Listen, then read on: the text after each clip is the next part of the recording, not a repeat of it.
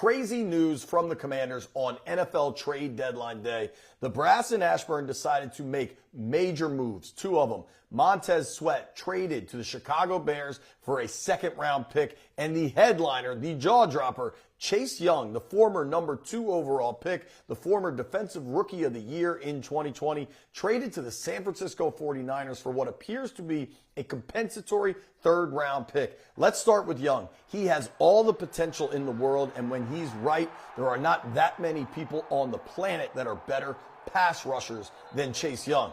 The problem is he's not right all that often. He suffered a major knee injury in his second season that cost him the bulk of 2 of his NFL seasons.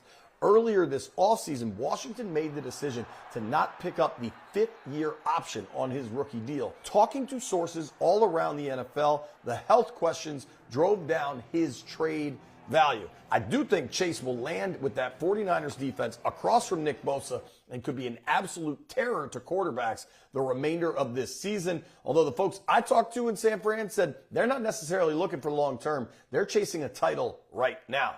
Montez Sweat's situation in Chicago is going to be different.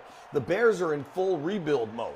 So I won't be shocked at all if Chicago works towards a long-term deal with Montez Sweat to make him a part of their future. Both these players are good, and fans may be upset, but keep in mind, neither of these players has ever had a double-digit sack season. And right now in Washington, the defense ranks 31st in points allowed. So even with Young and Sweat, they're underwhelming. Tearing this thing down a bit to build towards the future, that's something that Commanders fans should get behind. In the long tenure of Dan Snyder that was largely awful and did not result in playoff losses, the vision was short-sighted and haphazard. For Harris, it's early, but it looks like there's a long-term vision to building for championships. That's what he promised at his introductory press conference, and the moves on his first NFL trade deadline day speak to it.